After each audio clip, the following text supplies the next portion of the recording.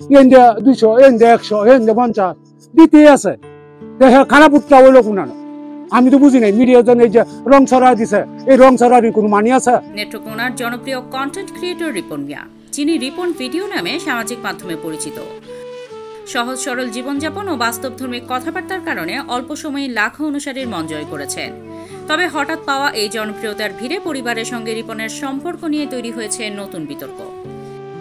রিপনের মা অভিযোগ করেছেন তার ছেলে এখন গরিব বাবা মায়ের পরিচয় দিতে লজ্জা পান রিপন পুরনো ভাঙা বাড়ি ছেড়ে নতুন পাকা বাড়ি নির্মাণ করে স্ত্রী সন্তান নিয়ে আলাদা থাকেন এবং তাদের ভরণ পোষণ দেন না রিপনের মা জানান ছেলেকে খুব কষ্ট করে মানুষ করেছেন গরিব বলে রিপন এখন আর তাদের পরিচয় দেন না পরিচয় দিলে যদি তার মান সম্মান না থাকে ছেলে তাদের অস্বীকার করলেও রিপনের জন্য মন খুলে দোয়া করেছেন তার মা মনে চাপা কষ্ট নিয়ে রিপনের মা বলেন আমাদের আল্লাহ যেভাবে রাখছে রাখুক সে বড় হইছে আরো বড় হোক দোয়া করি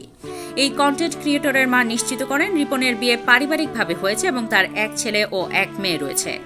তবে অনুসন্ধানী প্রতিবেদনে রিপন মিয়াকে তার পরিবার সম্পর্কে জিজ্ঞাসা করা হলে তিনি ভিন্ন তথ্য দেন স্ত্রী ও 2 সন্তান থাকার কথা অস্বীকার করে দাবি করেন তিনি বিয়ে করেননি যাকে তার স্ত্রী বলা হচ্ছে তিনি আসলে তার বড় ভাইয়ের স্ত্রী অন্যদিকে রিপনের বাবা আফসোস করে জানান প্রথমে তিনি রিপনকে ভিডিও বানাতে সহযোগিতা করতেন কিন্তু পরে ছেলে তাকে বাদ দিয়ে অন্যদের সঙ্গে কাজ শুরু করে সেই আক্ষেপে এখন তিনি ছেলের ভিডিও দেখেন না বাবার দাবি রিপন ভরণ পোষণ না দিলেও খোঁজ খবর নেন এসব নিয়ে রিপনের সঙ্গে কথা বলার চেষ্টা করলেও রাজি হননি তিনি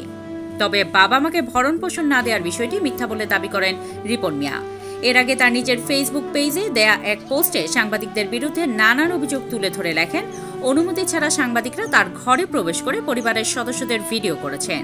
রিপনের এই পোস্টটি মুহূর্তেই ভাইরাল হয় ডেস্ক রিপোর্ট হার্ড নিউজ